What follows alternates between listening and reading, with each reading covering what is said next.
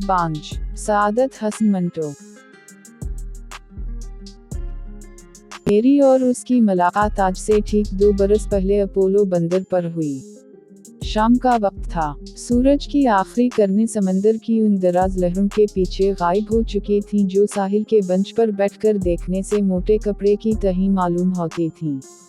Me gate of India के उस तरफ पहला बेंच छोड़कर जिस पर एक आदमी चंपी वाले से अपने सर की मालिश करा रहा था, दूसरे बेंच पर बैठा था और हद नज़र तक फैले हुए समंदर को देख रहा था। दूर, बहुत दूर, जहां समंदर और आसमान घुल मिल रहे थे।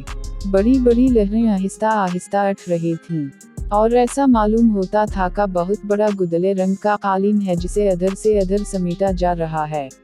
साहिल के सब अमक में रोशन थे जिनका अक्स किनारे के लफ्ज़ों पानी पर कपकपाती हुई मोटी लकीरों की सूरत में जगह जगह रेंग रहा था। मेरे पास पत्थरेली दीवार के नीचे कई कुश्तीन के लपटे हुए बागबान और बांस होले होले हरकत कर रहे थे। समंदर की लहरें और तमाशाइयों की आवाज़ एक गिंगनाहट बनकर फ़ज़ा में घुली हुई थी। कभी कभी किसी आने या जाने वाली मोटर के हॉर्न की आवाज़ बुलंद होती और यूं मालूम होता कि बड़ी दिलचस्प कहानी सुनने के दौरान में किसी ने ज़ोर से की है। ऐसे माहौल में सिगरेट पीने का बहुत मज़ा आता है। मैंने जेब में हाथ डालकर सिगरेट की डबिया निकाली, मगर माचिस न मिली। जाने कहाँ भूल आया था। सिगरेट की डबिया वापस जेब में रखने ही वाला था कि पास से किसी ने कहा, माचिस लीजिएगा। मैंने मुड़कर देखा। बेंच के पीछे एक नौजवान खड़ा था। यूं तो बम्बई के आम बाशिंदों का रंग जर्द होता है, लेकिन उसका चेहरा खौफनाक तौर पर जर्द था। मैंने उसका शुक्रिया अदा किया, आपकी बड़ी इनायत है। उसने जवाब दिया, आप सिगरेट से लगा लीजिए, मुझे जाना है।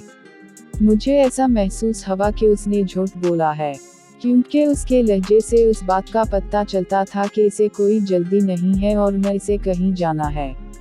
आप कहेंगे कि लहजे से ऐसी बातों का पता कैसे चल सकता है, लेकिन हकीकत यह है कि मुझे उस वक्त ऐसा महसूस हुआ। चुनांचे मैंने एक बार फिर कहा, ऐसी जल्दी क्या है, तशरीफ रखिए। और ये कहकर मैंने सिगरेट की डबिया उसकी तरफ बढ़ा दी, शौक फरमाइए।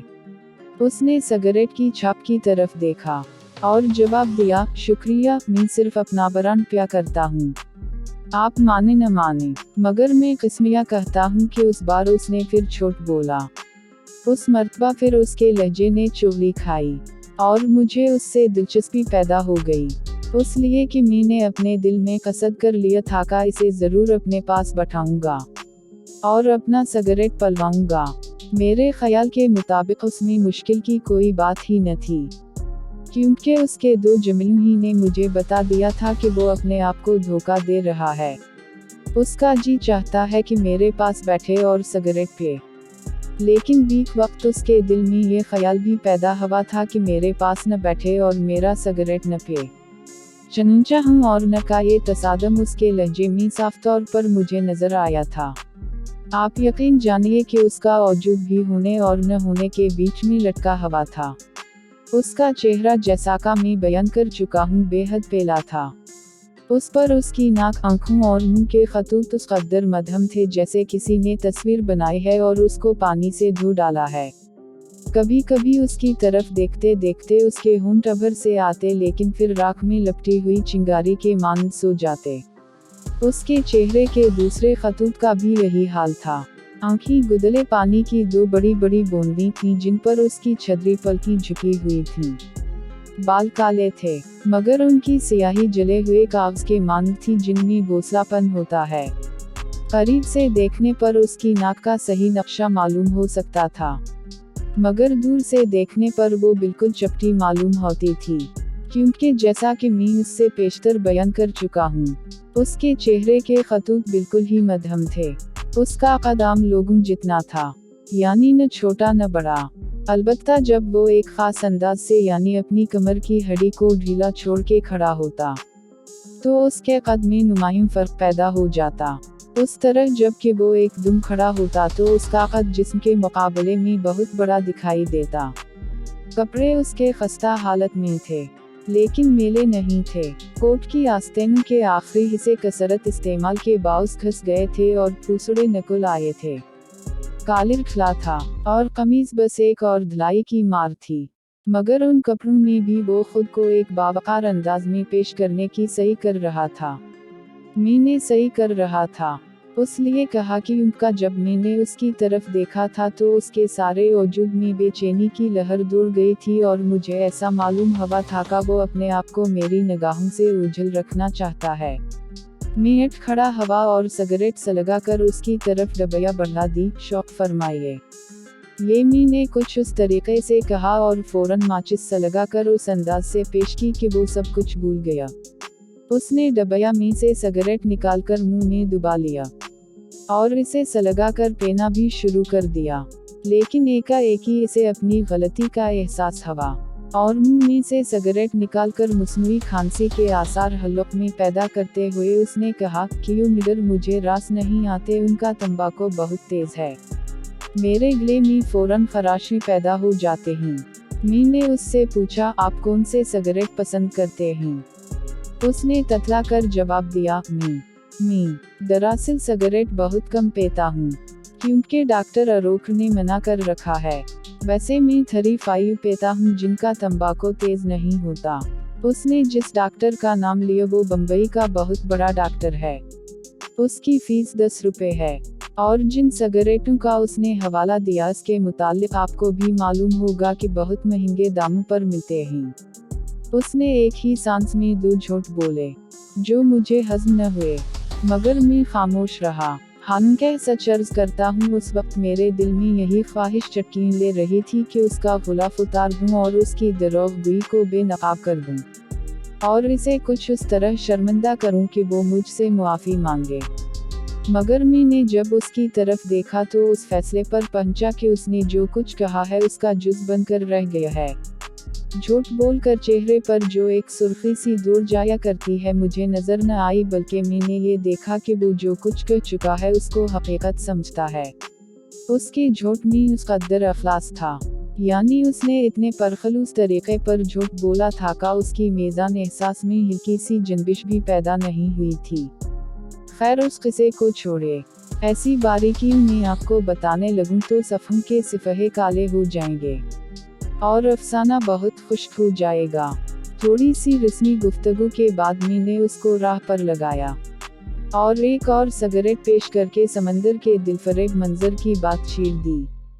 चूंकि अफसाना निगार हूँ, उसलिए कुछ उस दिलचस्प तरीके पर इसे समंदर, अपोलो बंदर और वहाँ आने जाने वाले तमाशाइयों के बारे में चंद बातें सुनाई। कुछ सिगरेट पीने पर भी उसके हलक में खरखराहट पैदा न हुई। उसने मेरा नाम पूछा, मैंने बताया तो वो उठ खड़ा हुआ और कहने लगा, आप मिस्टर हैं, मैं आपके कई अफसाने पढ़ चुका हूँ। मुझे मालूम न था कि आप हैं। मुझे आपसे मिलकर बहुत खुशी हुई है, वाला बहुत खुशी हुई है। मैंने उसका शुक्रिया अदा करना चाहा, मगर उसने अपनी बात शुरू कर दी। हम खूब याद आया, अभी हाल ही में आपका एक अफसाना मैंने पढ़ा है, इनवान भूल गया हूँ। उसमें आपने एक लड़की पेश की है जो किसी मर्द से मोहब्बत करती थी, मगर वो इसे धोखा दे गया। इसी लड़की से एक और मर्द भी मोहब्बत करता था, जो अफसाना सुनाता है जब उसको लड़की की अफ्ताद का पता चलता है तो वो उससे मिलता है और उससे कहता है, जिंदा रहो, उन चंद घड़ियों की याद में अपनी जिंदगी की बुनियादें खड़ी करो जो तुमने उसकी मोहब्बत में गुजारी हैं, उस मुसरत की याद में जो तुमने चंद लम्हात के लिए हासिल की थी। मुझे असल इबारत याद नहीं रही, लेकिन मुझे बताइए, क्या ऐसा मुमकिन है? मुमकिन को छोड़िए, आप ये बताइए कि वो आदमी आप तो नहीं थे, मगर क्या आप ही ने उससे कोठे पर मुलाकात की थी और उसकी थकी हुई जवानी को ऊँघती हुई चांदनी में छोड़कर नीचे अपने कमरे में सोने के लिए चले आए थे? ये कहते हुए वो एकदम ठहर गया। मगर मुझे ऐसी बातें नहीं पूछनी चाहिए, अपने दिल का हाल कौन बताता है? उस पर मैंने कहा, मैं आपको बताऊंगा, लेकिन पहली मुलाकात में सब कुछ पूछ लेना और सब कुछ बता देना अच्छा मालूम नहीं होता। आपका क्या ख्याल है? वो जोश जो गुफ्तगू करते वक्त उसके अंदर पैदा हो गया था एकदम ठंडा पड़ गया। उसने धीमे लहजे में कहा, आपका फरमाना बिल्कुल दरसत है, मगर क्या पता है कि आपसे फिर कभी मुलाकात न हो। उस पर मी ने कहा, उसमें शक नहीं, बम्बई बहुत बड़ा शहर है, लेकिन हमारी एक नहीं बहुत सी मुलाकातें हो सकती हैं। बेकार आदमी हूँ, यानी अफसाना निगार। शाम को हर रोज इसी वक्त बुशटी का बीमार न हो जाऊं, आप मुझे हमेशा इसी जगह पर पाएंगे। यहाँ बेशुमार लड़कियां सैर को आती हैं, और मैं इसलिए आता हूँ कि खुद को किसी की मोहब्बत में गिरफ्तार कर सकूं। मोहब्बत बड़ी चीज नहीं है। मोहब्बत। उसने उससे आगे कुछ कहना चाहा मगर न कह सका, और जलती हुई रस्सी की तरह आखिरी बिल खाकर खामोश हो गया। मैंने अज़राह मजाक उससे मोहब्बत का जिक्र किया था। दरअसल उस वक्त फ़ज़ा ऐसी दिलफरेब थी कि अगर किसी औरत पर अश्क हो जाता तो मुझे अफसोस न होता जब दोनों वक्त आपस में मिल रहे हों। नियम तारीकी में बिजली के कमक में कतार अंदर कतार आंखें झपकना शुरू कर दी। हवा में खनकी पैदा हो जाए और फ़ज़ा पर एक अफसानवी कैफियत सी छा जाए तो किसी अजनबी औरत के क़ुर्बत की ज़रूरत महसूस हवा करती है, एक ऐसी जिसका एहसास तहत शौर में छपा रहता है। खुदा मालूम उसने किस अफसाने के मुतालिक मुझसे पूछा था। मुझे अपने सब अफसाने याद नहीं, और ख़ास तौर पर वो तो बिल्कुल याद नहीं जो रोमानी हैं। मैं अपनी ज़िंदगी में बहुत कम औरतों से मिला हूँ। वो अफसाने जो मैंने औरतों के मुतालिक लिखे हैं या तो किसी ख़ास ज़रूरत के मातहत लिखे गए हैं या महज दिमागी अय्याशी के लिए। मेरे ऐसे अफसानों में चूँकि खलूस नहीं है, इसलिए मैंने कभी उनके मुतालिक गौर नहीं किया। एक ख़ास तबक़े की औरतें मेरी नज़र से गुज़री हैं, और उनके मुतालिक मैंने चंद अफसाने लिखे हैं, मगर वो रोमान नहीं हैं। उसने जिस अफसाने का जिक्र किया था वह यकीनन कोई अदना दर्जे का रोमान था, जो मैंने अपने चंद जज्बात की प्यास बुझाने के लिए लिखा होगा। लेकिन मैंने तो अपना अफसाना बयान करना शुरू कर दिया। तो जब वो मोहब्बत कहकर खामोश हो गया तो मेरे दिल में ख्वाहिश पैदा हुई कि मोहब्बत के बारे में कुछ और कहूँ। चुनांचे मैंने कहना शुरू किया, मोहब्बत की तो बहुत से किस्में हमारे बाप दादा बयान कर गए हैं, मगर मैं समझता हूँ कि मोहब्बत ख्वाह मुल्तान में हो या साइबेरिया के यख बस्ता मैदानों में, सर्दियों में पैदा हो या गर्मियों में, अमीर के दिल में पैदा हो या गरीब के दिल में, मोहब्बत खूबसूरत करे या बदसूरत, बदकिरदार करे या निकोकार, मोहब्बत ही रहती है। उसमें कोई फ़र्क पैदा नहीं होता। जिस तरह बच्चे पैदा होने की सूरत हमेशा ही एक सी चली आ रही है, इसी तरह मोहब्बत की पैदाइश भी एक ही तरीके पर होती है। ये जिदा बात है कि सईदा बेगम हिस्पताल में बच्चा जने और राजकुमारी जिंगल में गुलाम महमद के दिल में भंग मोहब्बत पैदा कर दे, और नटोर लाल के दिल में कोई रानी। जिस तरह बाज बच्चे वक्त से पहले पैदा होते हैं और कमज़ोर रहते हैं, इसी तरह वो मोहब्बत भी कमज़ोर रहती है जो वक्त से पहले जन्म ले। बाज़ दफ़ा बच्चे बड़ी तकलीफ से पैदा होते हैं, बाज़ दफ़ा मोहब्बत भी बड़ी तकलीफ देकर पैदा होती है। जिस तरह औरतों का हमल गिर जाता है, इसी तरह मोहब्बत भी गिर जाती है। बाज़ दफ़ा बांझपन पैदा हो जाता है। अधर भी आपको ऐसे आदमी नजर आएंगे जो मोहब्बत करने के मामला में बांझ हैं। उसका मतलब ये नहीं कि मोहब्बत करने की ख्वाहिश उनके दिल से हमेशा के लिए मुट जाते है, या उनके अंदर वो जज्बा ही नहीं रहता। नहीं, ये ख्वाहिश उनके दिल में मौजूद होती है, मगर वो उस काबिल नहीं रहते कि मोहब्बत कर सकें। जिस तरह औरत अपने जिस्मानी नक़ाइस के बावजूद बच्चे पैदा करने के काबिल नहीं रहती, इसी तरह ये लोग चंद रूहानी नक़ाइस की वजह से किसी के दिल में मोहब्बत पैदा करने की क़वत नहीं रखते। मोहब्बत का इसक़ात भी हो सकता है।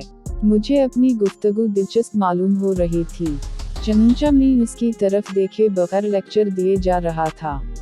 लेकिन जब मैं उसकी तरफ मुतवज्जे हुआ तो वो समंदर के उस पार खला में देख रहा था और अपने ख्यालात में गुम था।